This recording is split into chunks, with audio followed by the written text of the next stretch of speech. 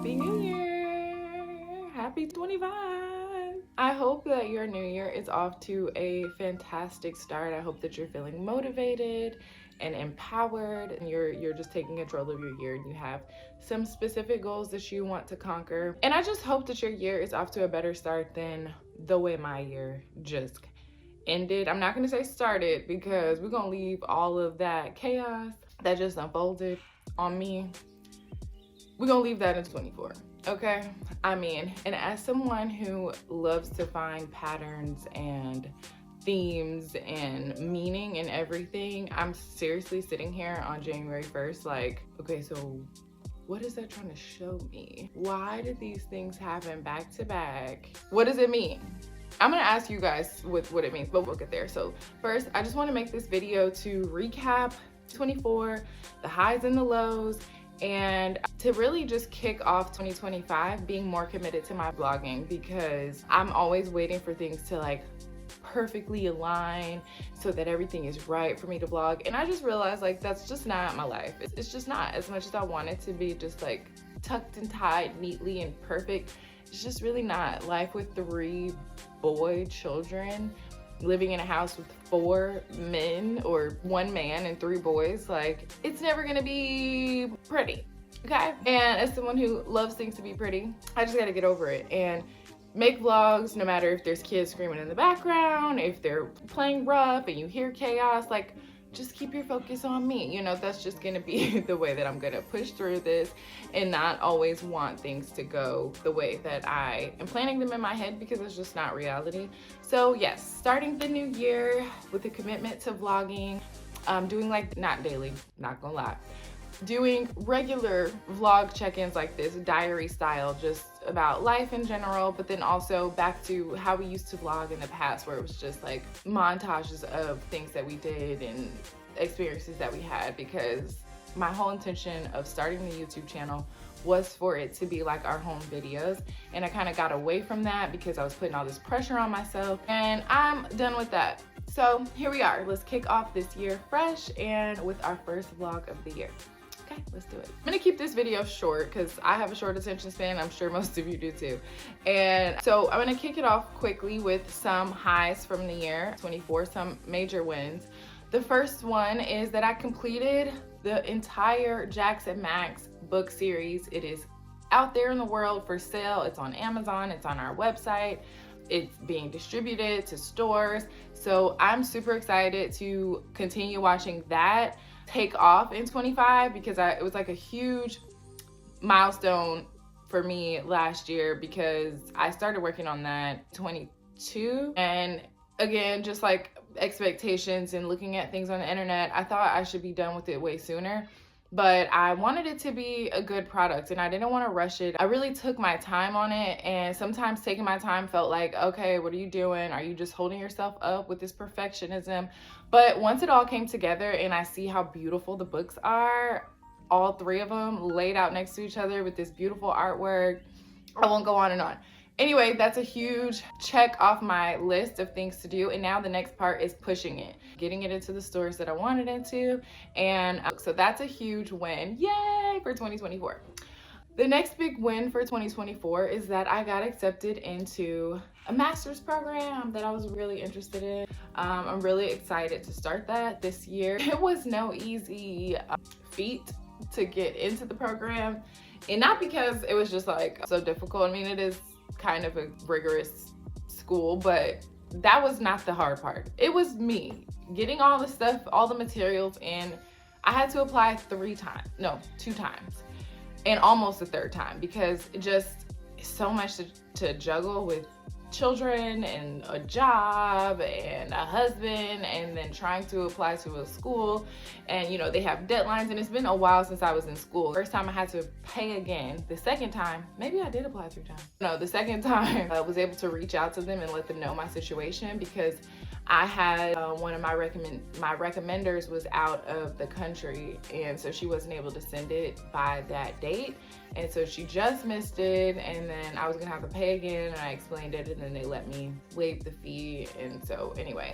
all that happened and I got into the school, and I'm so excited to start. It's something I'm very interested in. It is going to help me along my journey of becoming a professor ultimately, because that's really what I want to do, is write and teach. And somewhere along that journey, I kind of got off focus.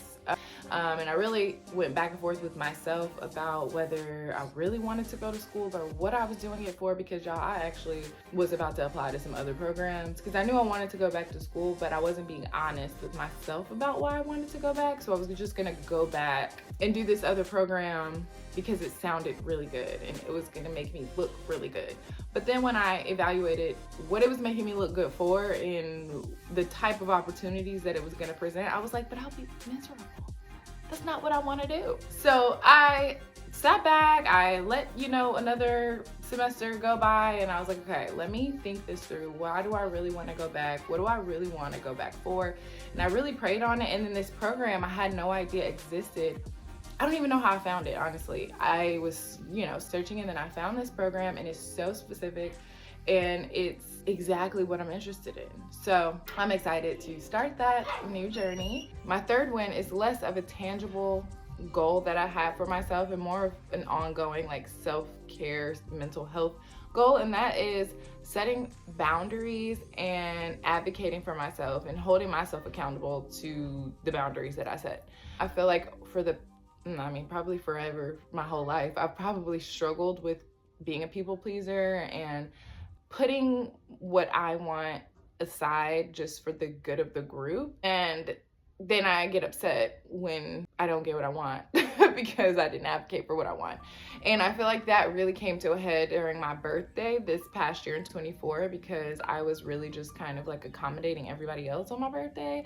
And then by the time my birthday celebration ended, I was really exhausted and drained and irritated and upset. And I could have obviously pointed the finger at everybody else that I was upset with, and what they did to irritate me.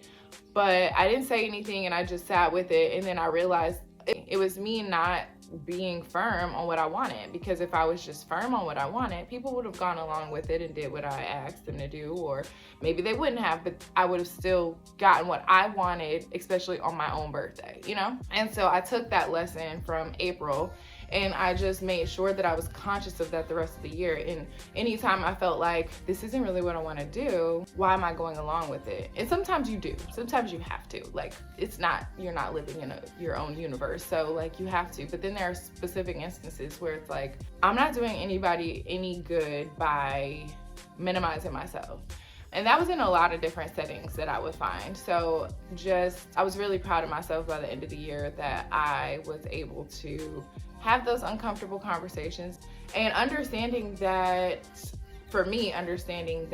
I feel like we are conditioned to believe that we're supposed to just do what everybody else wants, and what we want comes second.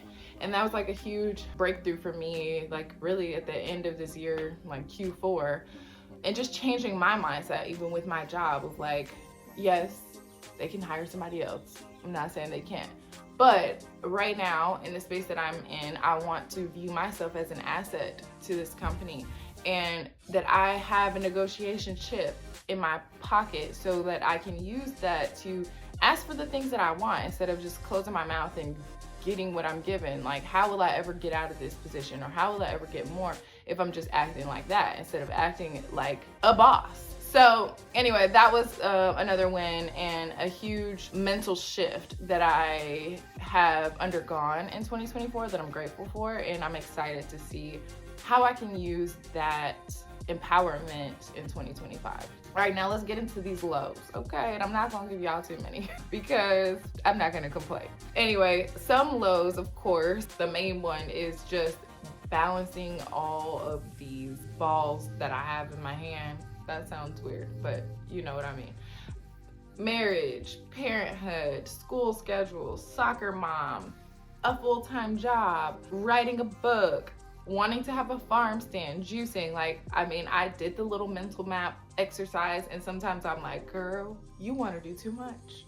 You're doing too much. How? And I think honestly that's the biggest difference between our generation and previous generations. And I don't think the other generations really get it, because they just had a job and then they had their family and they didn't have social media, and they didn't have to have a presence online to be successful. Like, that is a new thing, and it's a lot of work. And just all these things, like, because I think in our world, in our time, like, we try to monetize everything because we have to. Like, I wish I could just have hobbies for fun, but that's not reality, because we need 8 streams of income just to survive, like, realistically. So I'm trying to get away from using everything that I enjoy as a way to make money, but it is difficult, and I have scaled back on that. So that's kind of a win, actually, but getting to that was a struggle for me this year. It was like, that's exhausting, and I was really burning myself out.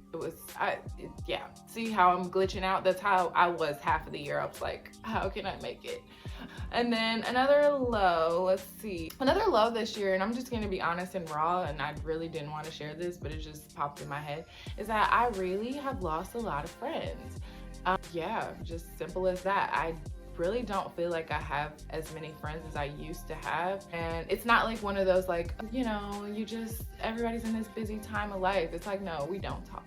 We're not friends. And I'm still reconciling that. Like, I honestly still feel like I need some therapy sessions over this, because I feel a little bit traumatized by friendships right now, and I feel like I'm struggling now to make new friends because I'm afraid to be in the same situations that I was in before.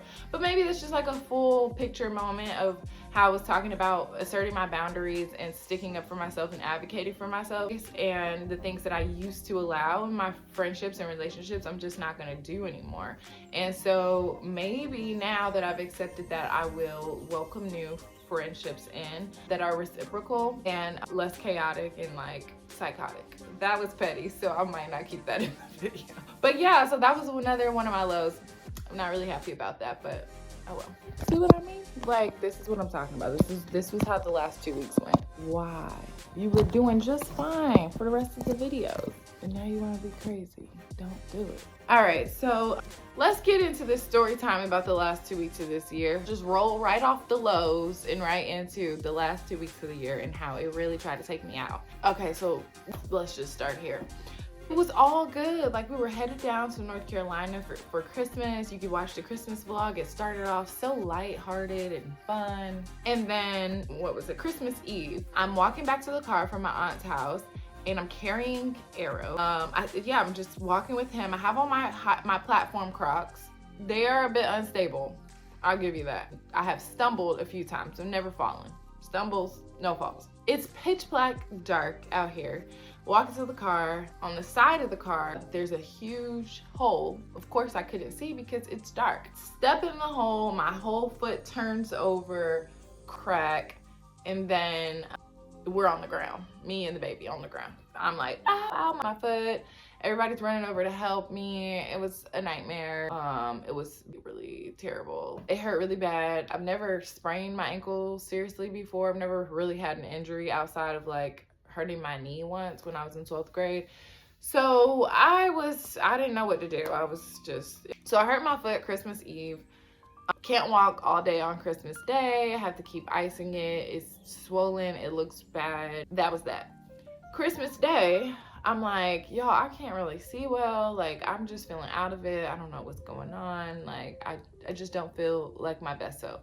So everybody stays up to play games and everything, and I'm tired of hobbling around on my hurt foot. I couldn't find a charger all day, so let's just add that in there. So like around 5 o'clock, my phone dies. I don't have a phone charger. I'm over it. I can't see out of my left eye, and my foot hurts. So 5 o'clock, I'm like, all right, y'all, I've had dinner. I'm just gonna go lay down because I'm not having any fun, and I don't want to be the Debbie Downer out here with a frown. So I'm just gonna go. So I go lay down in the room, and everybody's playing and laughing and having a good time, and I'm just like, this absolutely sucks. And I don't even have a phone to like doom scroll. I'm just in the dark, just laying there, just like a loser. So eventually I fall asleep. I wake back up and I'm like, something is really irritating my eyes. I go to try to take off my contacts. One of my contacts is missing, like just gone. I was like, that's why I couldn't see all day. That's why my head was hurt all day. I've been missing a whole contact. And I didn't bring extra contacts. So now I have to wear glasses for the rest of the trip. Fantastic. Hurt foot, That vision, wearing too big glasses, because the glasses are very cute that I have, but they're like a little bit too big, so they constantly slide down. So I hate wearing them, like, unless I'm just working and sitting at the computer, because moving around they fall down. So that's what, 3 things: hurt foot, no phone charger, and then I couldn't see and I had to wear 2 big glasses. That's that. Then we come back home. I can't get a doctor's appointment. I still haven't had one. It's January 1st. I'm still trying to like go make sure I don't have a fracture. Yes, it's really bad. I will show y'all. It's kind of gross. I have like a bruise on the side and it's still swollen. Anyway, what else happened? I forgot. Let me think. All right, so that's that. We get back home. While we were in North Carolina, I like got my nails done to have, you know, some red nails for the new year and all that. Start cleaning up since we've gotten home, and I've only had my nails done for what, like 5 days at this point, and then this happens on Christmas Eve. So I got my nails done for the new year, and then I have to bring in the new year with a broken nail. Cool, fantastic. Now it's New Year's Eve, and we've been cleaning all day and doing stuff to just get the house in order, make a really good dinner. I bathed the 2 little ones, put their pajamas on. It's like 7:30, so it's time to chill. New Year's Eve, we're not doing too much. And so I'm like, okay, I'm gonna take a bath now. So I put all my bath salts in there, my Dead Sea salt, all this stuff. I'm like running this bath, it's filling up, the water's hot, everything's good. All of a sudden, boom, the power goes out. I'm like, like, really? So I'm running the tub, and I'm like, okay, well, I'm still gonna take a bath regardless. Like, we just gonna light some candles because I need this. So I go downstairs because the kids are like, oh, the lights are out. They got flashlights and everything. And I hear water running. So I'm like, who left this water on? I open the bathroom downstairs door, sink full to the top, all over the floor, everywhere. New Year's Eve, 8 o'clock. And I'm just really saying to myself, 2024, you really have it out for me. Like, why do you want this? And I'm here by myself with the kids because my husband's working. So I'm just like, okay, I was about to take a bath. Now I have to pause that because the power's out and you've decided, one of these kids, to overflow the sink. Now I have to clean all of this up, or facilitate you guys cleaning it up because I'm not, and then go take my bath in the dark with a candle. So that's kind of how my night ended. The power didn't come back on until like 12 something. So we just sat there in the dark until it was the new year, and people were calling me. I didn't even answer the phone because I was like, I don't have it in me. I don't have the capacity. Also, my phone wasn't fully charged, and I don't know when the power's coming back on. So I don't want to use my phone battery. Anyway, so what do y'all make of all that? Because like I said, I like to find patterns and themes and stuff like that all the time. And so I really could not help myself but sit here today, like writing all of it down and trying to figure out, like, what is it trying to teach me? Is it trying to teach me something? Did I do something to deserve this? Like, is it trying to just really make me resilient for the new year? I would love to hear your thoughts. What do you think was the purpose or the meaning behind all of this chaos that decided to unfold in my life for the last 10 days before the new year, and the power being out on the new year? Like, what does that symbolize? Has there ever been a time in your life where you just feel like everything is hitting you all at once? Like everything that possibly could go wrong just seems to do that? I would love to hear your story. Let's swap some stories. And then, yeah, I'm just gonna close it out with some positive words for 2025. I am not gonna let those past 10 days define my 2025. I'm really looking forward to completing some projects this year, like this wall behind me. I started painting it and it needs to be finished. So hopefully I can get that done in the first quarter of the year. And continuing to blog and vlog. I have some blog posts that are going up on the website this week that you guys can check out, and some urban homesteading that I'll be kicking off as well, and I'll be sharing those videos. So I'm really excited for what 25 has in store, and I hope that you are too. I hope that you feel empowered. I hope that you know that you're in control of your life and your future. So yeah, wishing you the best of luck.